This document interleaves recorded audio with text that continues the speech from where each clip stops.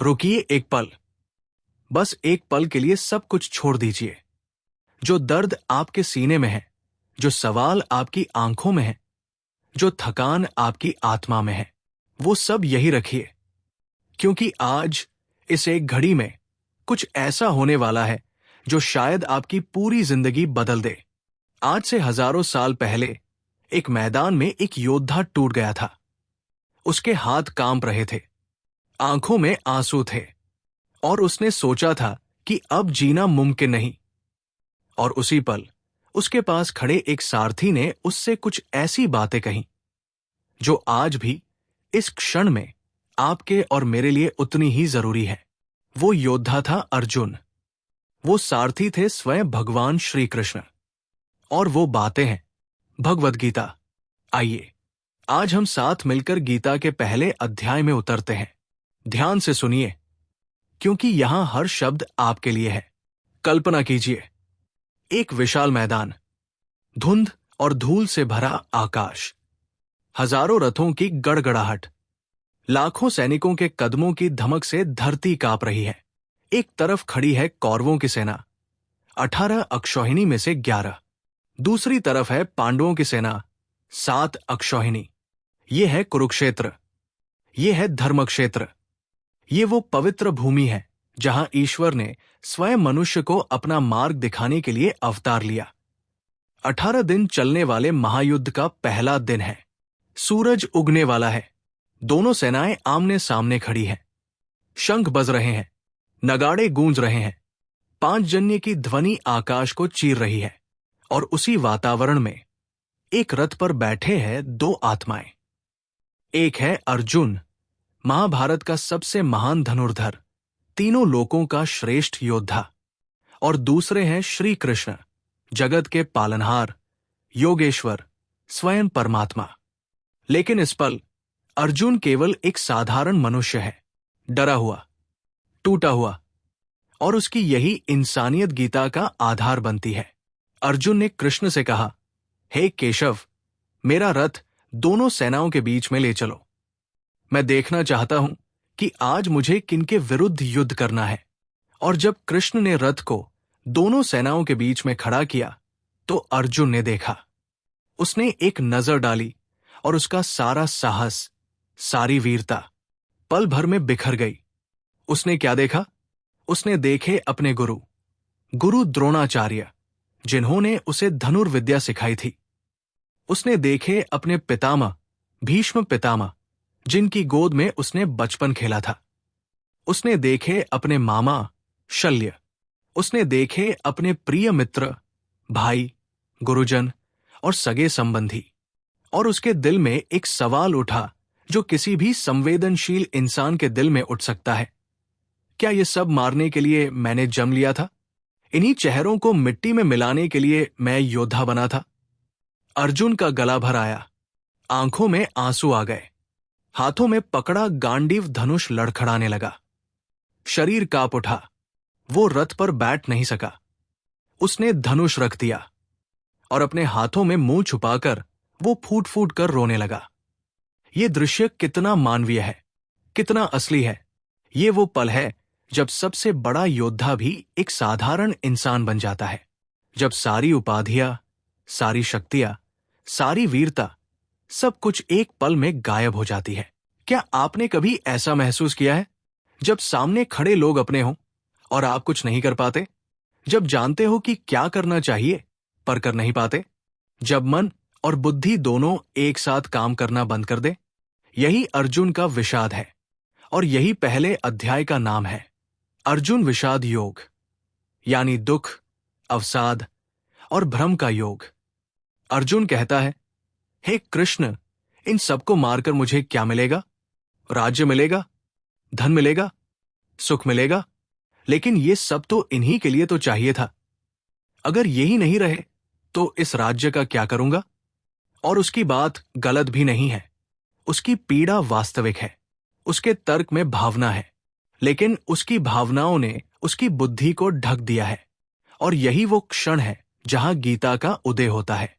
कृष्ण ने अर्जुन को देखा, उन्होंने उसके दर्द को समझा और फिर बड़े प्रेम से बड़ी गहराई से उन्होंने वो बातें कहीं जो आज भी हमारे जीवन की सबसे बड़ी सच्चाइयां है। लेकिन रुकिए, पहले ये समझना जरूरी है कि कृष्ण ने अर्जुन को उठाने से पहले उसे पूरा रोने दिया। उन्होंने उसकी बात सुनी, उन्होंने उसे जज नहीं किया। उन्होंने कहा, अर्जुन, तू कहता रहा, मैं सुन रहा हूं। क्या आपने कभी सोचा है भगवान का सबसे बड़ा गुण क्या है? वो ये है कि वो सुनते हैं। वो आपकी हर बात, आपका हर दुख, आपकी हर उलझन, सब कुछ बिना रोके सुनते हैं। कृष्ण ने देखा कि अर्जुन का दर्द असली है, उसका प्रेम असली है, लेकिन उसकी समझ अधूरी है, और इसीलिए उन्होंने उसे ज्ञान का वो प्रकाश दिया जो अंधेरे को चीर सकता है। उन्होंने कहा, उठ अर्जुन, ये कायरता तुझे शोभा नहीं देती। वो जो तू देख रहा है वो शरीर है, और आत्मा कभी मरती नहीं। ये था गीता का पहला और सबसे बड़ा सत्य। आत्मा अमर है। कर्मयोग, ये शब्द आपने बहुत बार सुना होगा, लेकिन इसका असली अर्थ क्या है? कृष्ण ने अर्जुन से कहा, कर्मण ये वाधिकारस्ते मां फलेषु कदाचन, यानी तेरा अधिकार केवल कर्म करने में है, फल पर नहीं। अब यह सुनकर मन में सवाल आता है, अगर फल पर ध्यान न दूं तो काम करने की प्रेरणा कहां से आएगी? ये एक स्वाभाविक सवाल है, और इसका जवाब बहुत गहरा है। कृष्ण कह रहे हैं, फल की चिंता करने से तुम वर्तमान में नहीं जी सकते। जब तुम्हारा मन भविष्य में उलझा रहता है तो तुम अभी इस पल में जो काम सामने है उसे पूरी तरह नहीं कर पाते। सोचिए, जब आप किसी परीक्षा से पहले केवल रिजल्ट की चिंता करते रहते हो तो क्या होता है? पढ़ाई ढंग से नहीं होती, घबराहट बढ़ती है, नींद नहीं आती, और नतीजा जो आप पाना चाहते थे वो और दूर हो जाता है। लेकिन जब आप केवल इस पल की पढ़ाई पर ध्यान देते हो, पूरे मन से, पूरी लगन से, तो रिजल्ट खुद अच्छा आता है। यही कर्म योग है। ये योग नहीं कहता कि फल की इच्छा मत रखो, ये कहता है इच्छा रखो, लेकिन उसकी दास्तां में मत जियो। कर्म करो क्योंकि ये तुम्हारा धर्म है, तुम्हारी जिम्मेदारी है, तुम्हारा प्रेम है, फल के लिए नहीं। एक मां अपने बच्चे की देखभाल करती है। क्या वो सोचती है, मैं खाना बनाऊंगी तो बच्चा मुझे क्या देगा? नहीं, वो बस प्रेम से करती है। और यही कर्म योग है, बिना शर्त, बिना हिसाब, बस कर्म। आधुनिक जीवन में हम हर काम में मुझे क्या मिलेगा ढूंढते हैं, ऑफिस में, घर में, रिश्तों में, दोस्ती में। और जब नहीं मिलता तो दुख होता है, निराशा होती है, गुस्सा होता है। कर्म योग कहता है, बाहर से ज्यादा अंदर से मजबूत बनो। जो काम हाथ में है उसे ईश्वर की पूजा समझकर करो। और जब आप ऐसे करते हो तो न तो सफलता आपको अहंकारी बनाती है, न असफलता आपको तोड़ती है। अब आते हैं भक्ति योग पर।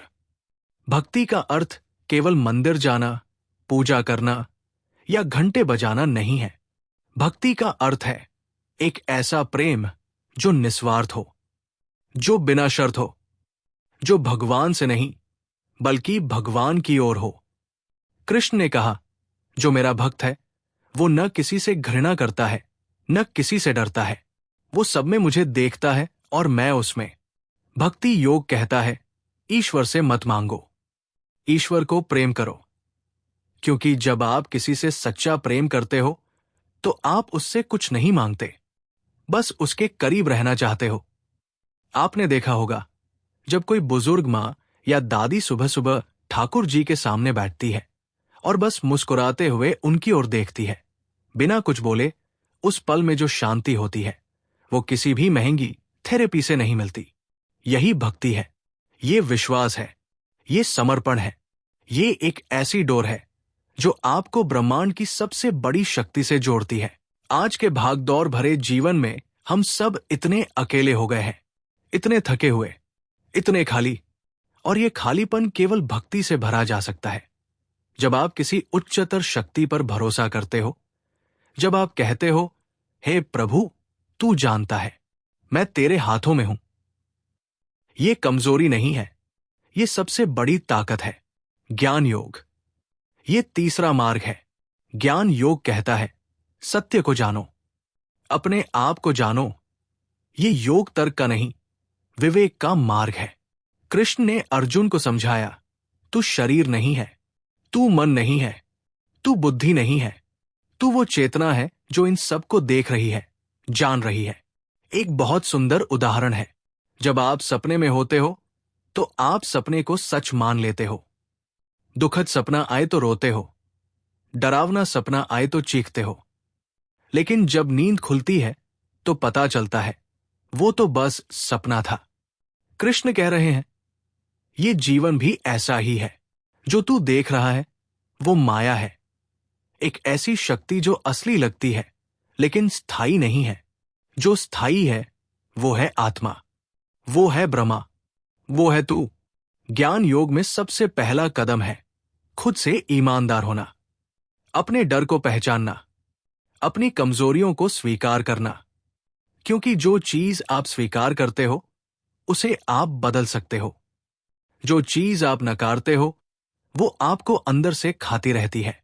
ज्ञान ये भी कहता है, दुनिया को वैसे देखो जैसी वो है, वैसे नहीं जैसे तुम चाहते हो कि हो। जब आप सच को स्वीकार करते हो तभी आप उसके साथ जी सकते हो। वैराग्य, अनासक्ति, डिटैचमेंट, ये शब्द सुनकर बहुत लोग सोचते हैं, क्या इसका मतलब है कि मुझे सब कुछ छोड़ देना है? घर परिवार, काम धंधा, प्यार रिश्ते, सब? नहीं, बिल्कुल नहीं। गीता कहती है, अनासक्त रहो, यानी लगाव रखो लेकिन चिपकाव नहीं।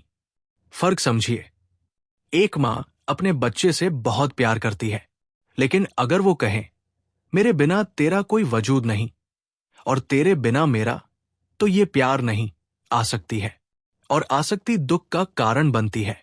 अनासक्ति का अर्थ है, मैं तुमसे प्यार करता हूं, मैं तुम्हारे लिए सब करूंगा, लेकिन तुम्हारे बिना भी मैं ठीक हूं, क्योंकि मेरी खुशी तुम पर निर्भर नहीं है।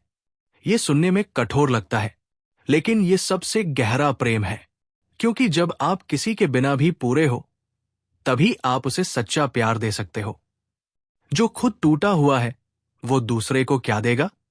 गीता की अनासक्ति एक नदी की तरह है। नदी बहती है, पत्थर आए, रोड़े आए, वो रुकती नहीं, वो किसी चीज में अटकती नहीं, वो आगे बढ़ती रहती है। और इसी बहाव में उसकी शक्ति है। जब आप किसी चीज से चिपक जाते हो, किसी विचार से, किसी रिश्ते से, किसी पहचान से, तो वो चिपकाव आपको जकड़ देता है। आप आगे नहीं बढ़ पाते, आप जीवन के नए रंग नहीं देख पाते। अनासक्ति आपको मुक्त करती है, और यही मुक्ति, यही फ्रीडम इंसान की सबसे गहरी जरूरत है। अब बात करते हैं उस चीज की जो आज करोड़ों लोग महसूस कर रहे हैं, डर, तनाव और अवसाद। अर्जुन भी इन्हीं से गुजरा था।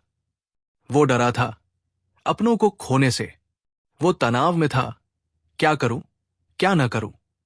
वो अवसाद में था, जीने का कोई अर्थ नहीं लग रहा था। क्या ये आज के किसी इंसान की कहानी नहीं लगती? गीता कहती है, डर का कारण क्या है? डर का कारण है मैं की भावना का अत्यधिक मजबूत होना। मेरा बेटा, मेरी नौकरी, मेरी इज्जत, मेरा घर, जितना ज्यादा मेरा होगा उतना ज्यादा खोने का डर होगा। कृष्ण कहते हैं, जब तू जानेगा कि ये शरीर, ये संसार, ये सब क्षणिक है, तो डर खुद ब खुद कम हो जाएगा। क्योंकि जो पहले से खाली है उसे छीना नहीं जा सकता। तनाव, स्ट्रेस क्यों होता है? जब हम एक साथ अनेक चीजों को नियंत्रित करने की कोशिश करते हैं। भूत की चिंता, भविष्य की फिक्र और वर्तमान गायब। गीता कहती है, वर्तमान में जियो, यही एकमात्र समय है जो सच में आपके पास है। अवसाद, डिप्रेशन तब आता है जब हम महसूस करते हैं कि हमारे होने का कोई अर्थ नहीं, जब लगता है मेरी कोई जरूरत नहीं। गीता का जवाब है, हर आत्मा का एक उद्देश्य है। तू यहां कुछ करने आया है, तेरे बिना ये सृष्टि अधूरी है। तू अकेला नहीं है, परमात्मा तेरे अंदर ही बैठा है। एक पल के लिए आंखें बंद करिए, अपने सीने में एक गहरी सांस लीजिए और महसूस कीजिए, ये जो सांस है ये जो धड़कन है, ये ईश्वर का सबूत है। जब तक ये धड़कन चल रही है, तब तक उम्मीद बाकी है। आइए अब बात करते हैं आज के जीवन की। आप सुबह उठते हो, फोन देखते हो, व्हाट्सएप, इंस्टाग्राम, न्यूज, सब एक साथ, और दिन शुरू होते ही मन में हलचल शुरू हो जाती है। ऑफिस का काम, बच्चों की पढ़ाई, ईएमआई की चिंता, रिश्तों की उलझने, और इन सब के बीच आप कहाँ हो? गीता का पहला अध्याय यही बताता है। आधुनिक मनुष्य भी अर्जुन जैसा ही है। वो भी बैटलफील्ड पर खड़ा है। उसकी भी दो सेनाएं, एक तरफ दुनिया की मांगे, दूसरी तरफ उसकी अपनी आत्मा की पुकार। और वो भी उसी तरह टूटता है जिस तरह अर्जुन टूटा था। लेकिन कृष्ण आज भी मौजूद है। वो आपके अंदर है, उस शांत आवाज की तरह जो तूफान में भी नहीं डूबती, उस विश्वास की तरह जो अंधेरे में भी रोशनी देती है। जब कोई बॉस आपको डांटे और आपका मन चाहे सब कुछ छोड़ दें, रुकिए। वो कृष्ण आपसे कह रहे हैं, ये परीक्षा है, पलायन नहीं। जब कोई रिलेशनशिप टूटे और लगे कि अब जीना व्यर्थ है, रुकिए। वो कृष्ण कह रहे हैं, आत्मा अमर है, प्रेम अमर है, बस इसका रूप बदलता है। जब असफलता आए और दुनिया ने मुंह फेर लिया हो, रुकिए। वो कृष्ण कह रहे हैं, कर्म करते रहो, परिणाम मेरे हाथ में है। गीता एक किताब नहीं है, ये एक जीवित शक्ति है। ये हर पल, हर परिस्थिति में, हर सवाल का जवाब देती है। बस पढ़ने की, सुनने की, समझने की जरूरत है। आज की दुनिया में एंजाइटी एक एपिडेमिक बन चुकी है। हर दूसरा व्यक्ति किसी न किसी डर से जी रहा है, और इसका सबसे बड़ा कारण है वर्तमान से डिस्कनेक्शन। हम सब या तो बीते हुए कल में जी रहे हैं या आने वाले कल की चिंता में, और आज ये पल हमारे हाथ से निकलता जा रहा है। गीता की सबसे बड़ी देन यही है, वर्तमान में जीना, इस पल को पूरी तरह जीना। यही मोक्ष है, यही स्वर्ग है, यही शांति है। अब आते हैं जीवन परिवर्तन की बात पर। अर्जुन का पहला अध्याय केवल दुख का नहीं है, ये ट्रांसफॉर्मेशन का पहला कदम है। जब तक आप ये स्वीकार नहीं करते कि आप टूटे हुए हो, तब तक जुड़ोगे कैसे? जब तक आप अंधेरे को नहीं देखते, तब तक रोशनी की कद्र नहीं होती। अर्जुन का विषाद, उसका दर्द, उसकी आंखों का आंसू, ये कमजोरी नहीं था, ये उस महान योद्धा की संवेदनशीलता थी। और इसी संवेदनशीलता ने उसे गीता का पात्र बनाया। अगर अर्जुन टूटा ना होता तो कृष्ण बोलते नहीं, और अगर कृष्ण न बोलते तो गीता न होती। आपका दर्द भी इसी तरह है, आपकी तकलीफ भी इसी तरह है। वो इसलिए आई है क्योंकि आपके अंदर कुछ बड़ा होने वाला है। जैसे बीज को अंकुरित होने से पहले टूटना पड़ता है, गीता का पहला अध्याय हमें सिखाता है, अपने दुख को छुपाओ नहीं, उसे समझो, उससे सीखो, क्योंकि यही दुख आपका गुरु है। जब आप अपनी जिंदगी को गीता की रोशनी में देखना शुरू करते हो, तो एक अद्भुत चीज होती है, आपका नजरिया बदल जाता है। वही समस्याएं जो कल पहाड़ लगती थी, आज चुनौतियां लगने लगती है। वही लोग जो कल दुश्मन लगते थे, आज शिक्षक लगने लगते हैं। ये जादू है गीता का, ये जादू है सत्य का। अपनी जिंदगी में हर दिन एक छोटा काम करिए। सुबह उठकर 5 मिनट शांत बैठिए, अपनी सांस को महसूस करिए और खुद से पूछिए, आज मैं क्या कर्म करूंगा, किसके काम आऊंगा, किस चीज में अपना सर्वश्रेष्ठ दूंगा। ये 5 मिनट आपकी जिंदगी बदल सकते हैं। और याद रखिए, गीता केवल पढ़ने की नहीं, जीने की चीज है।